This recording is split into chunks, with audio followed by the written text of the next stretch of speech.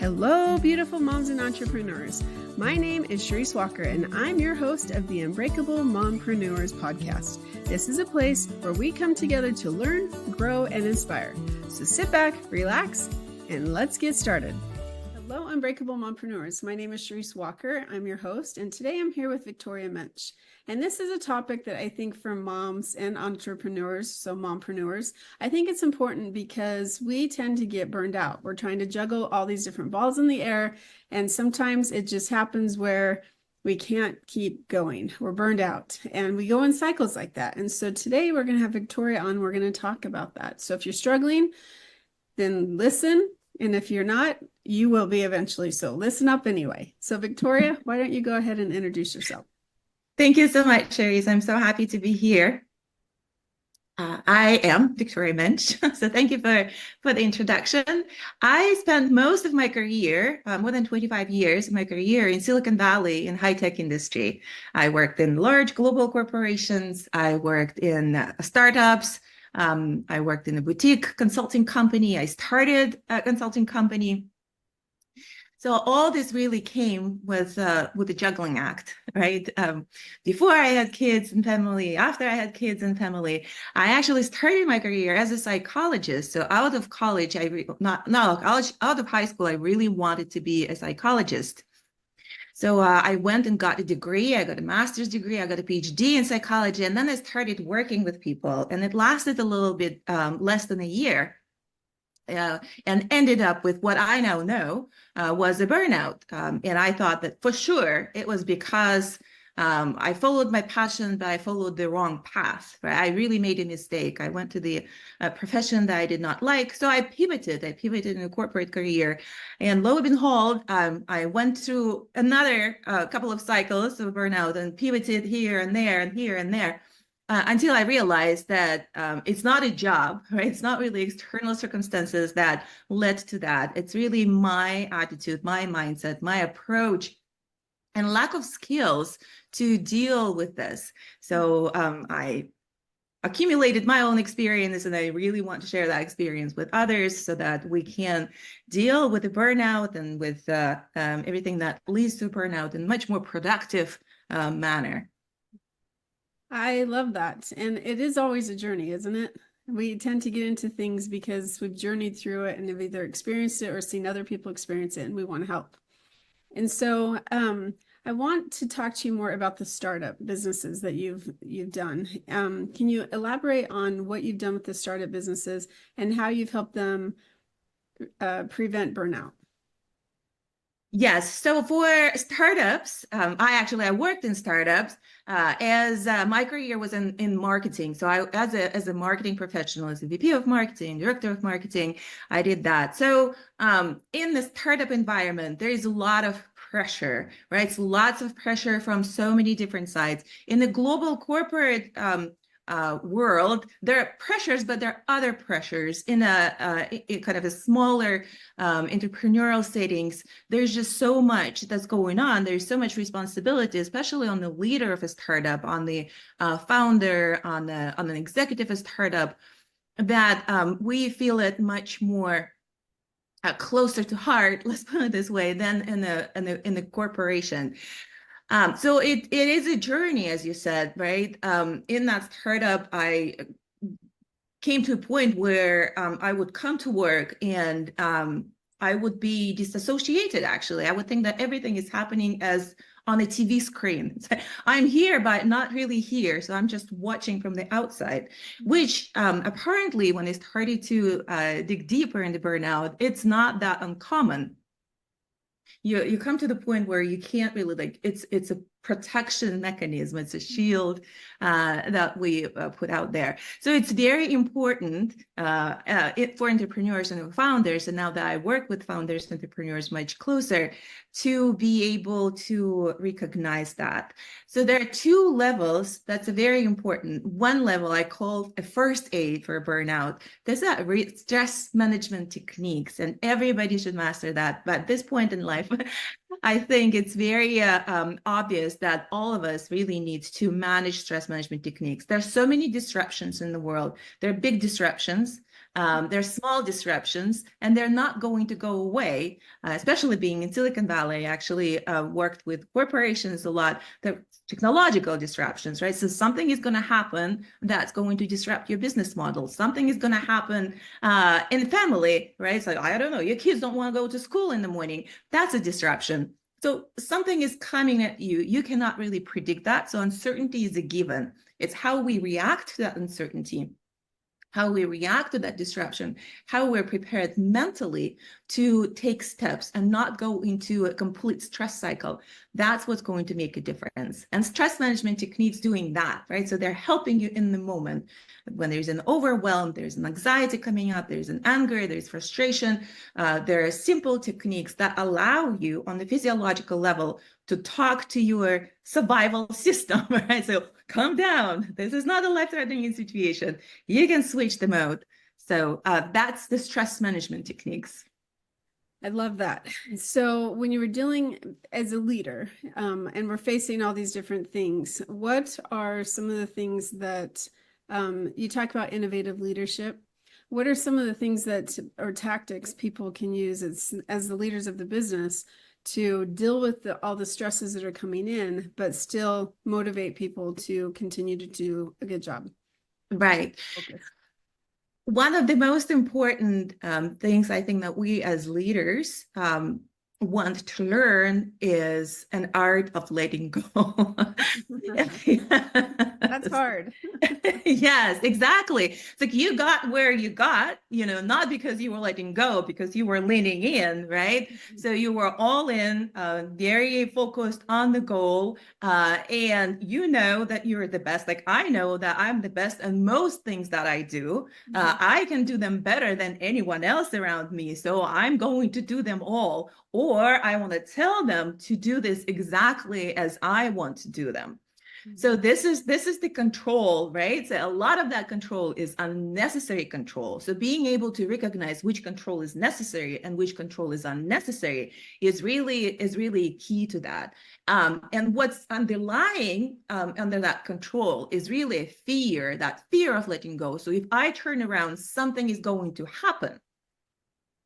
Recognizing that fear and dealing with that fear in the moment, that's the skill that you want to master to allow for this. And that actually, speaking of the leadership position, what it does, and it's amazing that people around you, people on your team, they're going to mirror that as well. So they're going to breathe deeper. They're going to rise to the challenge. Those who won't rise to the challenge, you can let them go. But most of them will rise to the channel. So you'll actually surround yourself with people who can rise to that challenge. And they will also mirror your behavior. So it's really a fantastic experience from the leadership perspective and from building a team that you want to see. I have to go back to it though. You say that your employees mirror you. That is so incredibly true. And so if you're not mirroring positive traits, then you're not going to get positive traits. And so I think of it like a little mother duckling and how all the little ducklings are following behind her. We were in Florida recently and my daughters, I don't know why they automatically lined up and they just, anywhere I went, they were in a line coming. So I took a picture to kind of show my little ducklings. And that's kind of how I think of it sometimes with employees, that am I talking to all my little ducklings today as my department heads? Am I reaching them and are they on board, or are they starting to veer off in a different path? Because you as the leader, it is imperative that you make sure that you're doing and leading in the way that you want your company to go. And if you're not, then you either need to get someone that can do it for you or get back on the boat. So, all right. So as leaders, and I kind of talked to you about this a little before, that at the beginning of the year, I put a laundry list of things, all my goals that I want to accomplish in multiple different businesses that I have. And everyone on Facebook's like, oh my gosh, Charisse, I can't believe it. Da, da, da. And as I'm looking through it, and now I'm here in September, I'm tired. Like I'm exhausted. And suffice it to say, I'm kind of burned out. And so how do you motivate, or what is some advice that you have for leaders that do feel the burnout? They do feel drained. They do feel exhausted. They just are tired. What are some ideas that you have for us? Well, it's fantastic to have a list of things and a list of goals. Fantastic. Well, I also want to tell you that people are so unique. For some people, having a very clear list of goals and steps and actions and a project plan works fantastically. For a lot of people, it really doesn't work. What works for them is having that North Star. I have a vision where I loosely want to go, and then I'll figure out how I move there along the way. And I actually can pivot along the way as well. So speaking of innovation leadership, that's really a key for innovation, that you stay open and flexible to whatever else comes your way. It's good to have this plan where you want to go, but you also want to create and leave space for change along the way, because as we mentioned in the beginning, the disruptions are inevitable. They're going to happen. Uncertainty is inevitable. It's okay to be flexible around way, as long as you have that North Star where you want to go eventually, and you're going that way. There's so many different ways to go there. So that's that. In terms of just everyday behavior, it's very important. And that was it was really a game changer for me. It's really important to leave space, to create space in your day for activities that bring you joy. I know it's counterintuitive. Say, I'm already in burnout and you want me to do more things. But it is a game changer. So what is it that you like to do? Not because somebody asks you, not because somebody expects something from you, not because this brings return on investment, not because you think you ought to. For the only reason is that it brings joy, and brings joy and happiness. You want to do it. And it does not have to be something big. It doesn't have to be a cruise, 6-week cruise. It could be really little steps, a little bit, but they're intentional. You want to build them into your calendar, intentional steps. I want to go outside for 2 minutes and I want to feel the sun on my skin. And I do it for me because I enjoy it. You can have 2 minutes and you do it intentionally. That's how you bring joy. But what's important is that that's how you replenish your energy. Right? We're so bogged down in the things that we need to do, in our plans, in our projects, and where we need to go, how we need to manage our people, our team, our family life, everybody, to keep control around this. But we forget about this. So I did this simple exercise. Somebody told me, do this simple exercise. Put a list of 20 things that you like to do, just for the sake of it, because they bring you happiness and joy. You know what happened? What?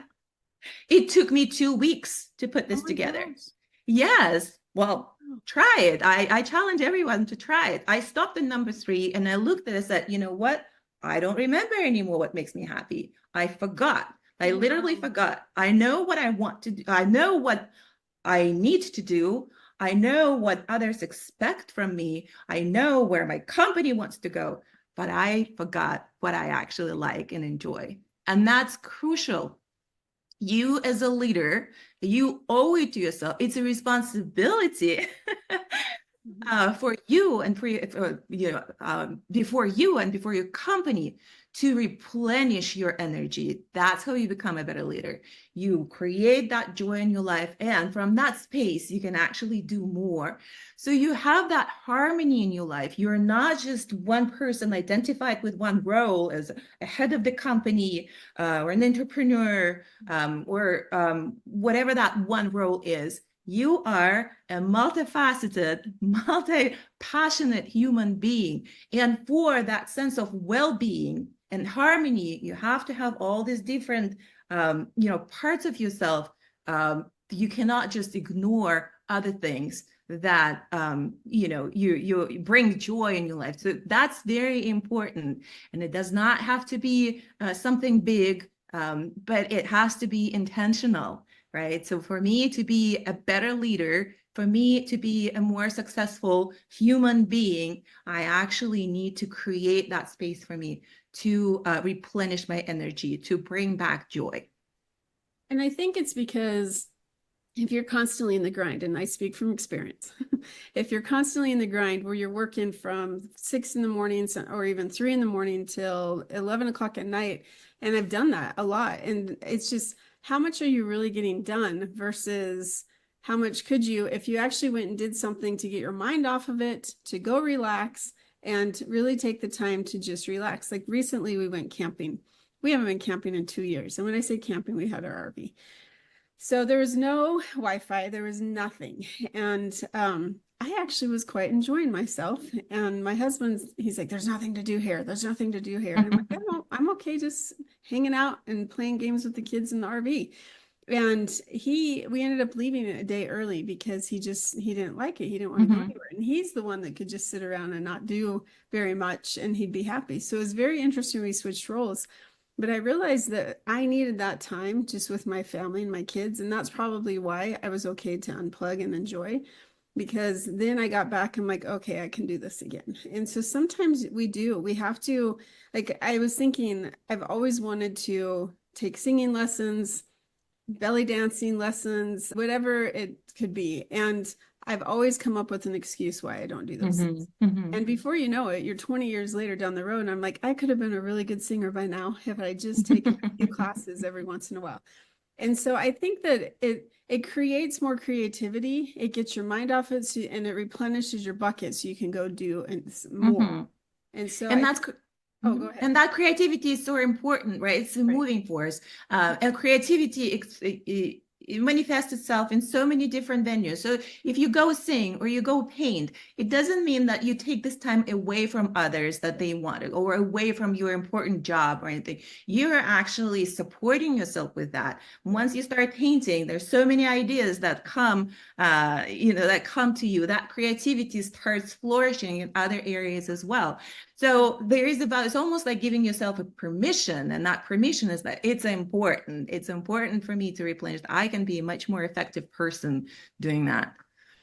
So let's talk about productive happiness then. What is that, or what does it mean? Right.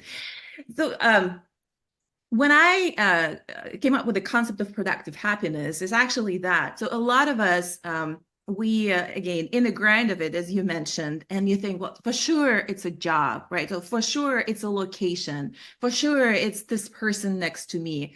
For sure it's something else that around me, right? So if I change that, then I'll be happy. And especially in the deep state of a burnout, when you don't know. So basically you just don't have the skills. It's not that, something bad or something went wrong. It's just we don't have the skills to deal with that.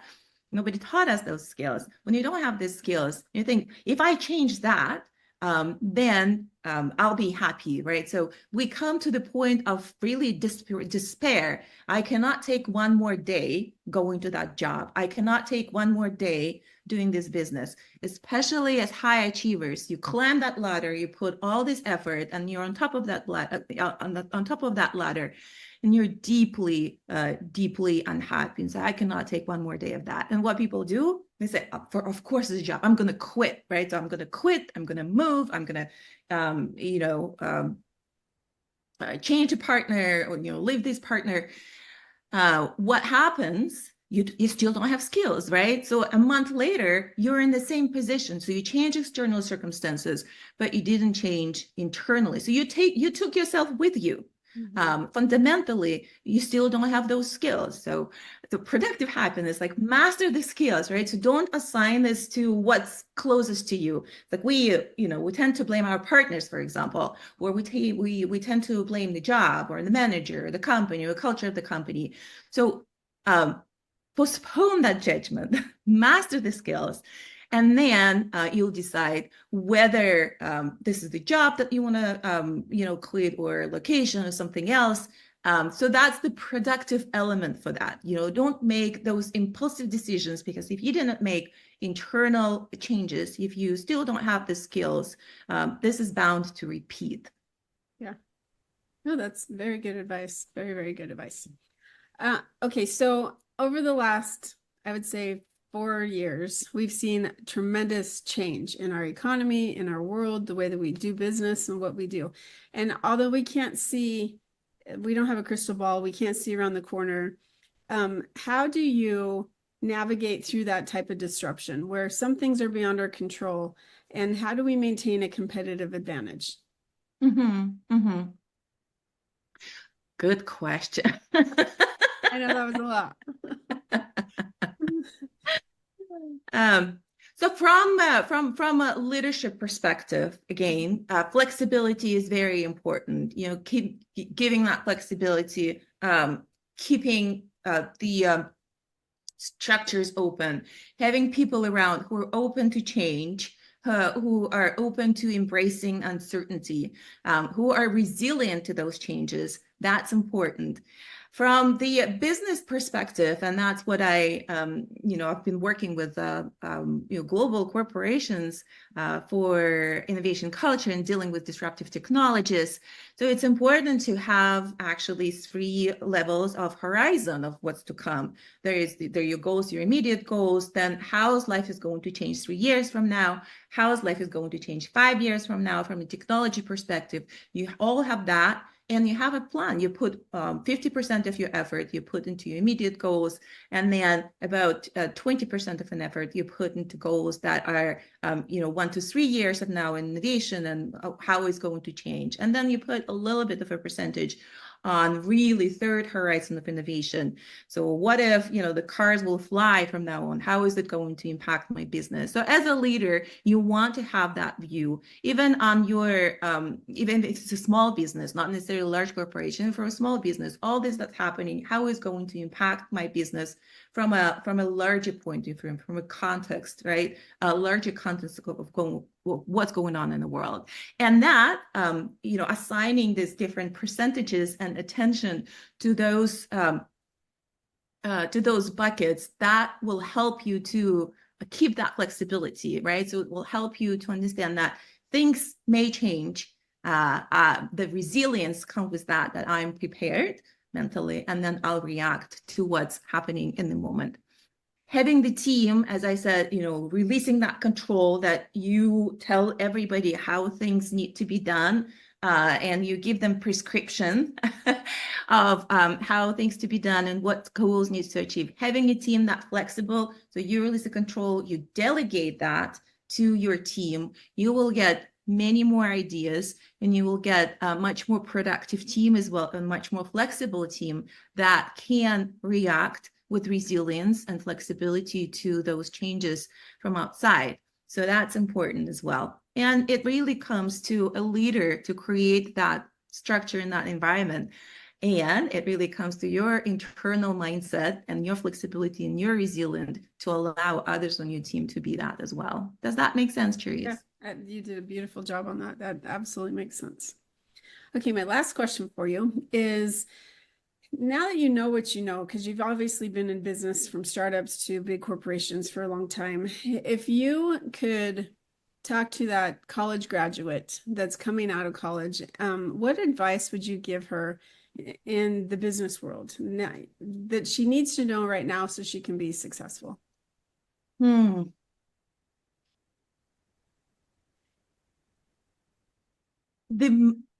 What I want to tell her is that she really cannot do wrong. So whatever path, whatever decision she makes, she'll make the best out of it. That's the best decisions that she can make at that time with the information that she has. So don't put too much weight on making the decision. Don't be too undecisive. Just, whether you turn left or whether you turn right, it will be the best decision in the moment, and you'll make the best out of it. That is good advice. Trust yourself. Yes. All right. So if our listeners wanted to find you, how would they do that? The best place is LinkedIn. I'm on LinkedIn. Look up Victoria Mensch. Connect. There's a way there to connect with me. I'm happy to discuss anything about the burnout, innovation, leadership, entrepreneurship. So happy to be of service. Well, thank you. Victoria, it's been a true delight. Thank you so much for being on the show. Thank you very much, Charisse. And listeners, if you are struggling with burnout, or you're just wondering how you could better lead your team, it is so important to really step back, and what Victoria said is learn to give up your control. It's okay. People can do a good job as well, and you need to trust them, and they might do a better job than you. So just make sure that you are listening to yourself, and that you're listening to your employees, and that you believe in yourself, and make sure that in addition to that, you're doing something that brings you joy so that you do not get into the burnout. Go and make it a fantastic day. And if you like this, subscribe and share it with your friends. See you later. Bye. Beautiful moms, remember, you are unbreakable. Keep illuminating the world with your strength, pursuing your dreams, and reveling in the splendor of motherhood. This is Charisse Walker, bidding you farewell for now. Stay tuned for more empowering conversations on the next episode of the Unbreakable Mompreneurs podcast. Until then, keep shining bright. Signing off with love, Charisse Walker.